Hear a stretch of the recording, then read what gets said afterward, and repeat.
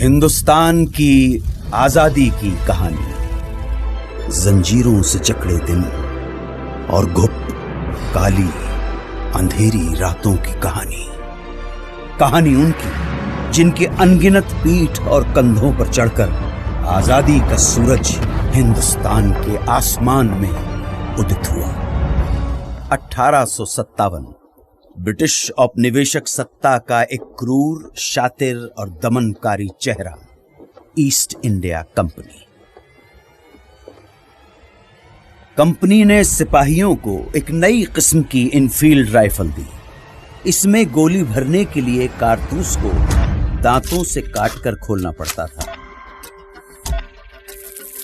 ऐसा करना हिंदू और मुस्लिम सिपाहियों की धार्मिक भावनाओं के विरुद्ध था, क्योंकि कारतूसें चर्बी से बनी हुई थी। और इन्हीं परिस्थितियों में अंग्रेजों के खिलाफ ऐतिहासिक विद्रोह का शंखनाद करने वाले प्रथम नायक थे मंगल पांडे। सिपाही 34वीं रेजिमेंट मुकाम बारकपुर। तुम्हें ईस्ट इंडिया कंपनी की फौज में बगावत और सरकार के खिलाफ साजिश करने के जुर्म में मुजरिम करार दिया गया है। फौजी अदालत के फैसले के मुताबिक तुम्हें सजा ए मौत दी गई है।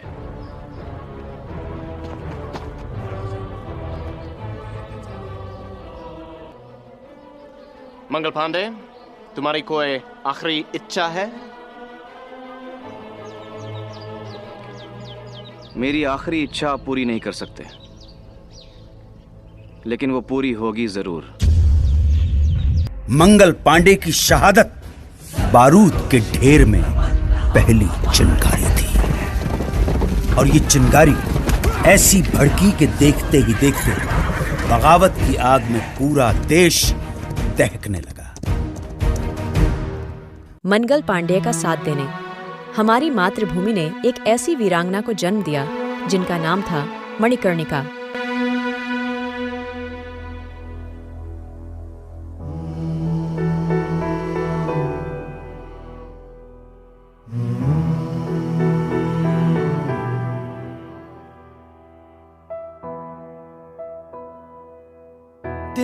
तिनका था हमने सवारा, अपनी वो माटी और घर बारा। लुट रहा ये चमन अपना वतन, आंखों से अपनी लुट रहा ये चमन अपना वतन, आंखों से अपनी।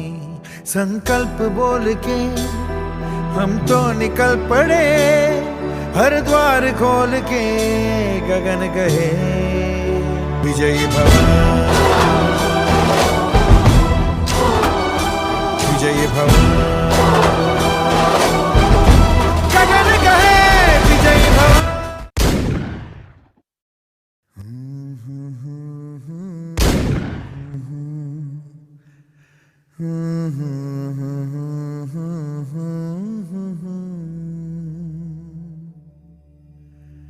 देश से है प्यार तो हर पल ये कहना चाहिए,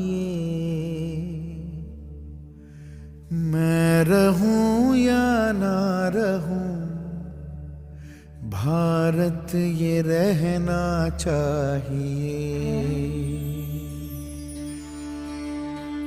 मेरी नस नस तार कर दो और बना दो एक सितार। राग भारत मुझ पे छेड़ो, झंझनाओ बार बार।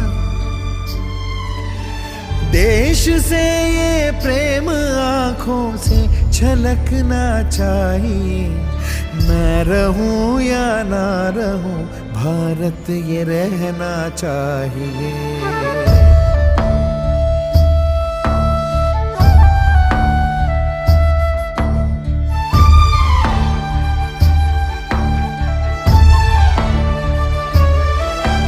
शत्रु से कह दो जरा सीमा में रहना सीख ले।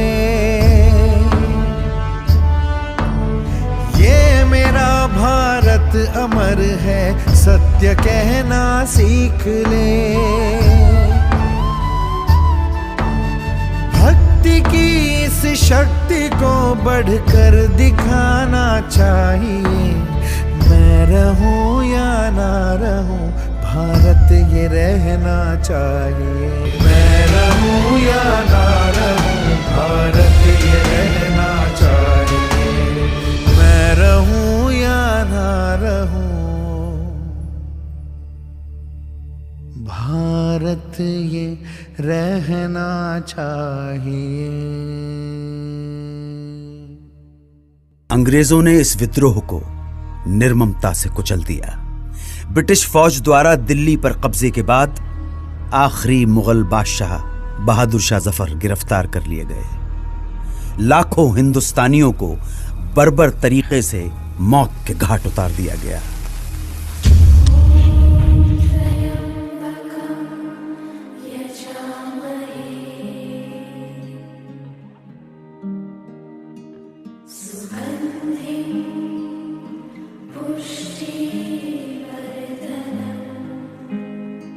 जहां एक और हमारा देश अंग्रेजों से लड़ रहा था, तो वहीं दूसरी ओर 2 रणरागिनियों ने देश के सभी महिला को शिक्षित करने का भार उठाया था, जिनका नाम था सावित्री बाई फुले और फातिमा शेख।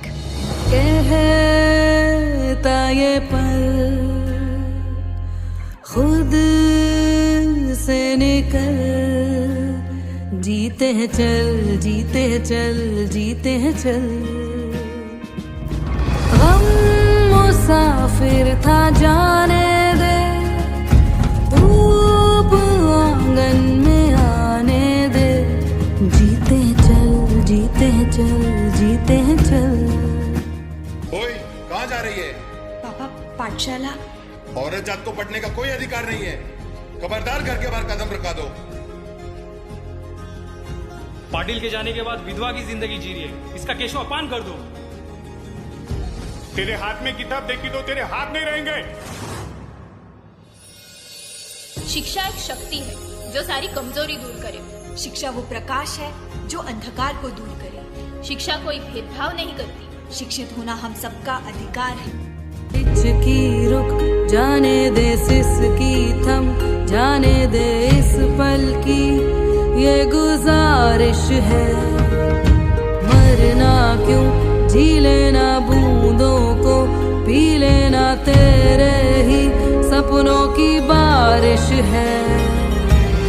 पानियों को रास्ते तू बनाने दे, रोशनी के पीछे खुद को जाने दे। कहता ये पल खुद से निकल, जीते हैं चल, जीते हैं चल, जीते हैं चल।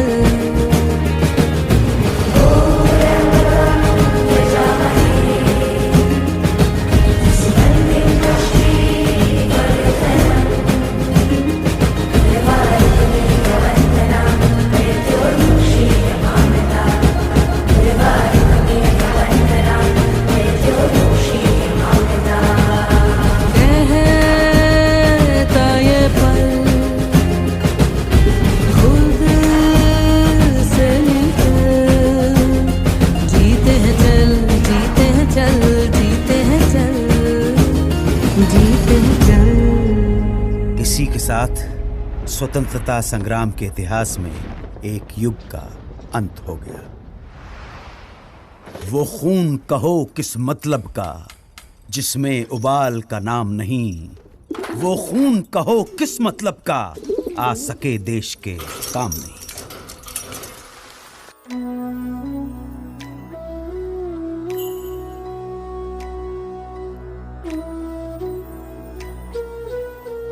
बंगाल भारतीय राष्ट्रीय चेतना का सशक्त केंद्र। इसी चेतना को तोड़ने के लिए, हिंदू मुसलमानों के बीच फूट डालने के लिए सरकार ने घोषणा कर दी बंगाल विभाजन की।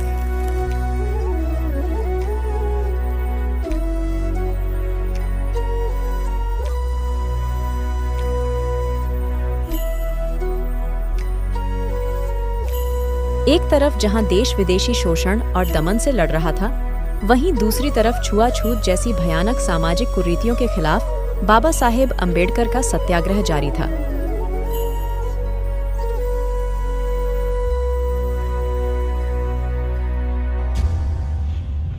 (1919) की बैसाखी। इस दिन कुछ ऐसा हुआ जिससे पूरे देश की आत्मा सिहर उठी। खींच कर लाई है सबको कत्ल होने की उम्मीद, आशिकों का आज जमघट कूचा है कातिल में है।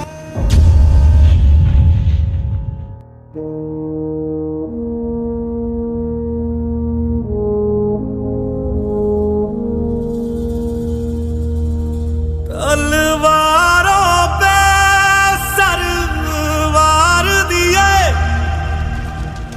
अंगारों में जिस्म जलाया है, तब जाके कहीं हमने सर पे ये केसरी रंग सजाया है।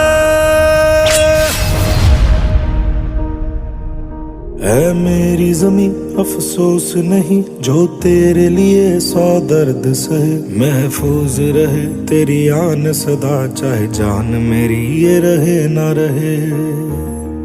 सन 1929।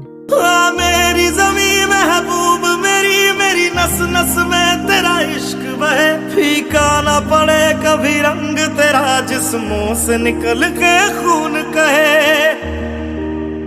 राजगुरु, दफा 121 और दफा 302 के तहत फांसी। सुखदेव, दफा 121 और दफा 302 के तहत फांसी। खुश कर दिया ओए। भगत सिंह, दफा 121 और दफा 302 के तहत फांसी। All 3 to be hanged by the neck till they are dead. मैं मिल जावा गुल बन के मैं खिल जावा, इतनी सी है दिल की आरज़ू, तेरी नदियों में बह जावा तेरे खेतों में लहरावा, इतनी सी है दिल की आरज़ू।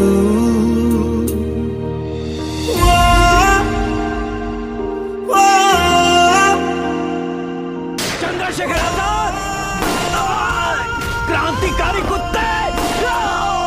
सरसों से भरी खलियान मेरे, जहाँ झूम के निकला न सका, आबाद रहे वो गाँव मेरा जहाँ लौट के वापस जा न सका।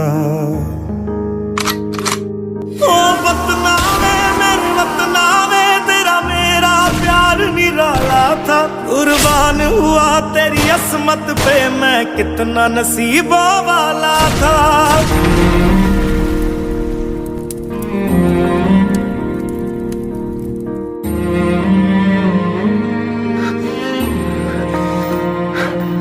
तेरी मिट्टी में मिल जावा गुल बन के मैं खिल जावा, इतनी सी है दिल की आरज़ू,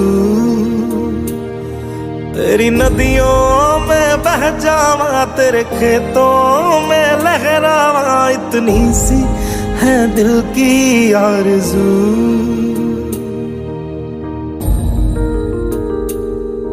ओ हीर मेरी तू हंसती रहे, तेरी आंख घड़ी भर नम ना हो, मैं मरता था जिस मुखड़े पे कभी उसका उजाला कम ना हो। ओ माई मेरी क्या फिक्र तुझे क्यों आंख से दरिया बहता है, तू कहती थी तेरा चांद हूँ मैं और चांद हमेशा रहता है। तेरी मिट्टी में मिल जावा गुल बन के मैं खिल जावा, इतनी सी है दिल की आरज़ू, तेरी नदियों में बह जावा, तेरी फसलों में लहरावा, इतनी सी है दिल की आरज़ू।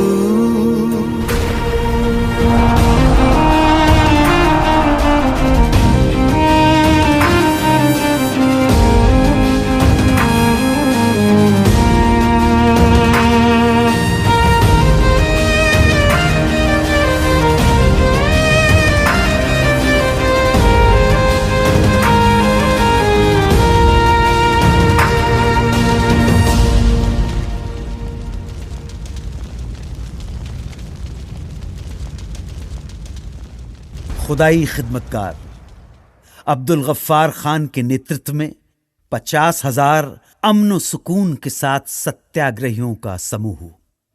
किस्सा ख्वानी बाजार में पुलिस ने इस समूह पर खुलेआम गोली चला दी।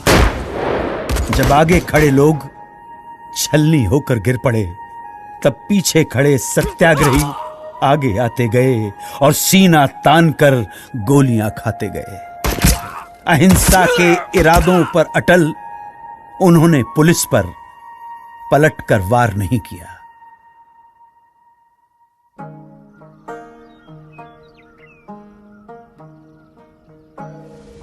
मन समर्पित, तन समर्पित और ये जीवन समर्पित, चाहता हूं देश की धरती तुझे कुछ और भी दूं। आजादी की लड़ाई को अंजाम तक पहुंचाने के लिए महात्मा गांधी ने भारत छोड़ो आंदोलन की घोषणा की। उन्होंने देश की जनता को एक महामंत्र दिया, करो या मरो, या तो हम भारत को आजाद कराएंगे या इस कोशिश में अपनी जान दे देंगे। इस आह्वान के कुछ घंटों बाद ही सरकार ने गांधी जी को, नेहरू जी को, अबुल कलाम आजाद सहित प्रमुख कांग्रेसी नेताओं को गिरफ्तार कर लिया। और तब दूसरी पंक्ति के स्थानीय नेताओं ने आंदोलन की कमान संभाल ली।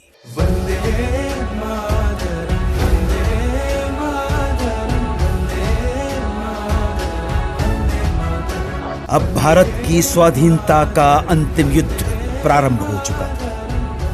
आजादी के दीवाने अपने अथक सामूहिक संघर्ष और कुर्बानी की धधकती लौ में सदियों की गुलामी और शोषण की जंजीरें पिघलाने की कगार पर थे। ये क्षण आसमान के सीने पर तिरंगा फहरा देने का क्षण था। This is Congress Radio calling on 42.34 meters from somewhere in India. One day